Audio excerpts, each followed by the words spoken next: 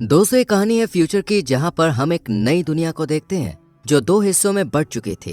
एक हिस्से को ऑफशोर के नाम से जाना जाता है। इस हिस्से में सभी अमीर लोग रहते हैं और इनके पास जरूरत की हर चीज होती है। ये लोग अपनी मर्जी से कुछ भी कर सकते हैं, इन्हें फुल आजादी दी जाती है। जबकि दूसरा हिस्सा गरीब लोगों का है, जहाँ ना तो लोग के पास खाने को भरपेट खाना है और ना ही रहने के लिए अच्छा घर। ये लोग झोपड़पट्टी में रहकर अपना गुजारा करते हैं और इनकी जिंदगी ऐशो आराम से दूर मुश्किलों से भरी होती है। लेकिन इस जिंदगी को बदलने का इन्हें एक मौका भी दिया जाता है, जिसके बाद ये लोग ऑफशोर का हिस्सा बन सकते थे। लेकिन इसके लिए इन लोगों को 20 साल का होना बहुत जरूरी होता है। 20 साल का हो जाने के बाद इन्हें एक सिलेक्शन प्रोसेस से गुजरना होता है और ऑफशोर में रहने वाले लोग इस बड़ी आबादी में से सिर्फ 3% लोगों को ही चूज करते हैं जो ऑफशोर में रह सकते थे। बाकी बचे जो लोग सिलेक्ट नहीं हो पाते वो वापस से स्लम एरिया में ही रहने आ जाते हैं और गरीबों में जीने लगते हैं। इसलिए हर कोई ऑफशोर में जाना चाहता था। अब अनाउंसमेंट की जाती है कि 104 प्रोसीजर स्टार्ट होने वाला है, यानी इससे पहले 103 तक ये प्रोसेस कंप्लीट हो चुका है। इसके बाद हम मिशेल नाम की एक लड़की को देखते हैं जिसने ऑफशोर में जाने के लिए अपना नाम दर्ज किया था और अब इसे 20 मिनट के अंदर अंदर इस जगह पर जाना था जहां ऑफशोर का सिलेक्शन टेस्ट शुरू होने वाला था। 20 साल के रजिस्टर किए हुए सभी लोग उस लोकेशन पर पहुंचने लगते हैं। इन सभी लोगों के कान के पीछे एक खास तरह का डिवाइस लगा होता है जिसमें लाल रंग की रोशनी चमकती है। ये एक तरह का एंट्री पास होता है ताकि जिन भी लोगों ने इस टेस्ट के लिए रजिस्टर किया है उनकी पहचान आसानी से की जा सके। और ये डिवाइस इन्हें ऑफशोर की तरफ से ही सिर्फ रजिस्ट्रेशन के बाद दी जाती है। इसके बाद मिशेल अपनी दोस्त के साथ टेस्ट वाली लोकेशन पर पहुंच जाती है और थोड़ी देर बाद इनके सामने चीफ आता है और सबको बताता है कि यह सिलेक्शन बहुत ही ईमानदारी से होगा, किसी के साथ कोई भी धोखाधड़ी नहीं होगी। और इसी के साथ इस सिलेक्शन और ऑफशोर की लाइफ की इम्पोर्टेंस भी बताता है कि तुम सब में से सिर्फ 3% लोग ऑफशोर में जाएंगे। स्पीच खत्म होने के बाद चीफ के पास एक लेडी आती है जो कि एक नई एम्प्लॉय थी। ये लेडी चीफ को बताती है कि मैं यहाँ तुम्हारा काम चेक करने आई हूँ और मुझे हाई अथॉरिटीज की तरफ से यहाँ भेजा गया है ताकि मैं तुम्हारी गलतियों को पकड़ सकूं। चीफ को बिल्कुल भी पसंद नहीं था कि कोई उसके काम में इंटरफेयर करे, लेकिन हायर अथॉरिटीज की बात वो टाल भी नहीं सकता था, इसलिए वो इस लेडी से कुछ नहीं कहता। इसके बाद इंटरव्यू का टाइम शुरू होता है जहाँ कई लोगों को रिजेक्ट कर वापस से उसी झोपड़पट्टी वाली जिंदगी में भेज दिया जाता है। इस इंटरव्यू को क्लियर करना काफी मुश्किल था। इधर हम मिशेल को देखते हैं जिससे काफी सारे पर्सनल क्वेश्चंस पूछे जा रहे थे। मिशेल अपने बॉयफ्रेंड के बारे में बताती है कि पिछले साल वो भी इस टेस्ट के लिए आया था, लेकिन फिर वो कभी लौट कर नहीं आया, जिसका मतलब था कि वो ऑफ शोर चला गया। इस पर इंटरव्यू लेने वाला शख्स कहता है कि जरूरी नहीं कि वो ऑफ शोर गया हो सकता है कि उसकी मौत हो गई हो या फिर उसके साथ कुछ बुरा हुआ हो।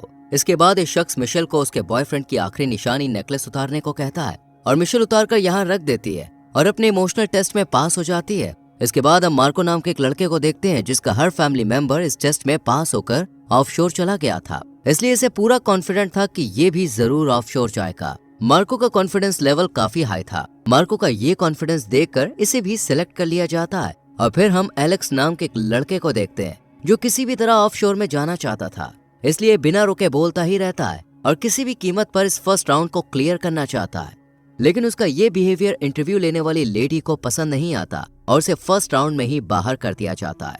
एलेक्स कहता है कि अब पूरा सिस्टम ही खराब है और ये सिलेक्शन प्रोसेस भी बहुत बेकार है। ये सब सुनकर एलेक्स को बाहर कर दिया जाता है। इसके बाद हम जोआना नाम की लड़की को देखते हैं जो सबसे ज्यादा स्मार्ट समझदार थी और बहुत ही कम बोलती थी। इसकी इसी समझदारी के चलते इसे भी सिलेक्ट कर लिया जाता है। सभी लोग फिजिकली और मेंटली हेल्दी थे सिवाय फर्नांडो के। ये पैरों से चल नहीं सकता था, लेकिन इसकी बहादुरी हिम्मत की वजह से ये भी फर्स्ट राउंड क्लियर कर लेता है। इसी बीच ऑफशोर के लोगों को खबर मिलती है कि इनके दुश्मन रेबेलियस ग्रुप ने अपने एक आदमी को सीक्रेटली इस सिलेक्शन टेस्ट में भेजा है।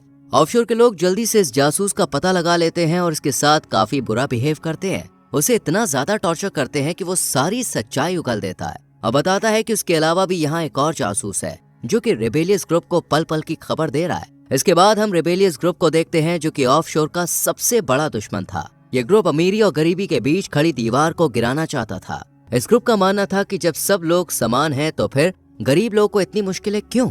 इसके बाद जो लोग सिलेक्ट किए गए थे उन्हें दूसरे राउंड के लिए एक दूसरे रूम में ले जाया जाता है और नंबर से इन्हें एक लाइन में खड़ा कर दिया जाता है और फिर एक एक करके इनके कान के पीछे लगी डिवाइस को अच्छे से चेक किया जाता है कि कहीं कोई नकली डिवाइस लगाकर तो यहाँ पे नहीं आया है, इसलिए डिवाइस की चेकिंग की जाती है। लेकिन तभी जोआना की नजर अपने आगे खड़े लड़के के कान पर पड़ती है। इस लड़के का नाम था राफेल। जोआना देखती है कि इसके कान में कोई डिवाइस नहीं है बल्कि कुछ अलग तरह के स्ट्रेचेस लगे हुए हैं यानी राफेल नाम का ये लड़का धोखे से यहाँ पे आया था। जोआना इस लड़के के बारे में अभी किसी को कुछ भी नहीं बताती और जब राफेल की स्कैनिंग की बारी आती है तो ये स्कैनिंग टेस्ट में पास हो जाता है, यानी इसके कान में डिवाइस थी। ये सब देखकर जोआना का शक और ज्यादा बढ़ जाता है। इसके बाद इन सभी सिलेक्ट हुए लोगों को एक दूसरे कमरे में भेजा जाता है जहाँ टेबल पर बहुत सारे ब्लॉक्स रखे हुए थे। इन ब्लॉक्स की मदद से इन लोगों को 9 क्यूब्स बनाने थे और इसके लिए इन्हें टाइम दिया जाता है सिर्फ 10 मिनट। टाइम शुरू हो जाता है और सब लोग जल्दी जल्दी क्यूब्स बनाने लग जाते हैं, लेकिन फर्नांडो फिजिकली अनस्टेबल होने की वजह से ब्लॉक्स तक नहीं पहुंच पा रहा था। ये देखकर मिशेल इसकी मदद करती है और इसे कई ब्लॉक्स दे देती है, जिससे फर्नांडो भी क्यूब्स बनाने लग जाता है। टाइम खत्म होने वाला होता है, लेकिन अभी तक मिशेल ने सिर्फ 8 क्यूब्स ही बनाए होते हैं। ये देखकर फर्नांडो मिशेल के लिए क्यूब बना देता है और इसके 9 कंप्लीट हो जाते हैं। राफेल का भी एक क्यूब कम था, इसलिए ये इन्हें पूरा करने के लिए क्यूब अपने पार्टिसिपेंट का चुरा लेता है और सेकंड राउंड में भी राफेल पास हो जाता है। हालांकि ये राउंड उसने चीटिंग से जीता था, लेकिन फिर भी इसे पास कर दिया जाता है। लेकिन बाकी के लोग राफेल को बहुत क्रिटिसाइज करते हैं और इसे बुरी तरह से मारते भी हैं, जिससे राफेल को काफी चोट आती है। ये देखकर सबको अपनी गलती का एहसास भी हो जाता है, लेकिन जोआना उससे सिंपैथी नहीं जताती, बल्कि राफेल के पास आकर कहती है कि तुम्हें मेरी मदद करनी, वरना मैं अथॉरिटी को तुम्हारा सच बता दूंगी कि तुम यहाँ धोखे से आए हो। इधर हम नई एम्प्लॉय को देखते हैं जो कि चीफ के काम को चेक करने आती है। ये किसी भी तरह से चीफ के काम में कमी निकाल कर उसे इस पोस्ट से निकालना चाहती थी ताकि वो इस पोस्ट को हासिल कर सके। दूसरी तरफ हम मिशेल और उसके दोस्त को देखते हैं जिन पर ऑफशोर के एक एम्प्लॉय को शक हो गया था, इसलिए ये इन्हें चेक करने के लिए अपने साथ ले जाती है और कहती है कि तुम दोनों में से कौन रेबेलियस ग्रुप के साथ है। अगर किसी ने एक्सेप्ट नहीं किया तो दोनों मारी जाओगे। जब ये एम्प्लॉय रूम से बाहर जाती है तो मिशेल अपने दोस्त से कहती है कि हमें इसे मारना होगा, इसलिए जब एम्प्लॉय आती है तो मिशेल के दोस्त उस पर अटैक कर देती है। लेकिन मिशेल खुद ऐसा नहीं करती क्योंकि वो अपनी दोस्त को फंसाकर खुद बचना चाहती थी। मिशेल ही रेबेलियस ग्रुप की मेंबर थी।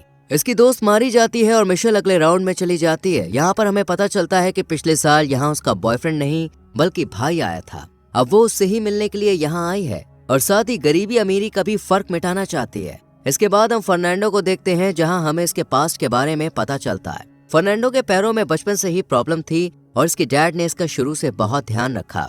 फर्नांडो के फादर ने ही इसे ये यकीन दिलाया था कि तुम टेस्ट को पास कर सकते हो और फिर जब तुम ऑफशोर जाओगे तो तुम्हारा इलाज हो जाएगा, तुम अपने पैरों पर खड़े हो सकोगे और एक अच्छी जिंदगी भी तुम्हें मिल जाएगी। इसके बाद फर्नांडो का फिजिकल टेस्ट किया जाता है। डॉक्टर इसके पैरों को टेस्ट करने के लिए सुई चुभोती है जो कि फर्नांडो को फील होती है। आज फर्नांडो को पहली बार दर्द महसूस हो रहा था। डॉक्टर कहती है कि अगर तुमने सारे राउंड्स पास कर लिए और तुम ऑफशोर के लिए सिलेक्ट हो गए तो ऑफशोर में तुम्हारे पैरों का इलाज हो सकता है, तुम चल सकते हो। अब इन सबको अगले टेस्ट राउंड के लिए एक रूम में भेज दिया जाता है। जब ये लोग इस रूम में पहुंचते हैं तो इन्हें एक टेबल रखी हुई दिखती है जिसके ऊपर 4 पुतले रखे थे और चारों के ही चेहरे पर अलग अलग तरह के एक्सप्रेशंस थे। हर किसी ने अपनी कंडीशन के अकॉर्डिंग अलग अलग एक्सप्रेशन के साथ चेहरा बनाया हुआ था। इन सभी लोगों को ये टास्क दिया जाता है कि ये इन चारों पुतलों के एक्सप्रेशन को देखकर उनकी कंडीशन के बारे में बताएं कि इन्होंने किस लिए ऐसे चेहरे बनाए हुए हैं, पास्ट में इनके साथ क्या हुआ। अब सब लोग एक्सप्रेशंस की मदद से अपने अपने तरीके से कहानी बनाने लगते हैं, अपने अपने आइडियाज देते हैं। फर्नांडो पहले अच्छे से एक लड़की के पुतले को देखता है और फिर बताता है कि इस लड़की को जहर दिया गया है क्योंकि ये अपने हस्बैंड के साथ इस घर में मेहमान थी। दरअसल इस औरत का रिलेशन इसके पास रखे आदमी के साथ था जिसके घर में ये मेहमान बनकर आई थी। लेकिन इस आदमी की बीवी को इनके अफेयर के बारे में पता चल गया और उसने इस औरत को जहर दे दिया। तभी ये लेडी शॉकिंग एक्सप्रेशन से अपने बॉयफ्रेंड की तरफ देख रही है। फर्नांडो की ये कहानी सुनकर सब लोग बहुत खुश होते हैं क्योंकि इन्हें ये कहानी काफी पसंद आई थी। लेकिन राफेल इस कहानी को बेकार बताता है और फिर अपनी एक नई कहानी पेश करता है जिसमें राफेल कहता है कि इस लेडी को सिल्वर की चीजों से एलर्जी है, इसलिए सभी पुतलों ने सिल्वर की चीजें पहनी हुई है, लेकिन इस लेडी ने कांच की अंगूठी और लकड़ी का नेकलेस पहना हुआ है। ये लेडी दूसरे आदमी को इसलिए देख रही है क्योंकि वो एक डॉक्टर है, वो उससे मदद मांग रही है। ड्रॉर में जब ये लोग चेक करते हैं तो वहाँ ह्यूमन बॉडी के डायग्राम्स रखे होते हैं, यानी ये आदमी सच में डॉक्टर था। लेकिन राफेल ने जो कहानी बताई थी वो लेडी के एक्सप्रेशन से मैच नहीं हो रही थी। इसी सवाल का जवाब राफेल नहीं दे पाता। तभी जोआना जो सबसे समझदार थी वो कहती है कि ये लेडी अंधी है, इसलिए इसके चेहरे पर कोई एक्सप्रेशन नहीं है।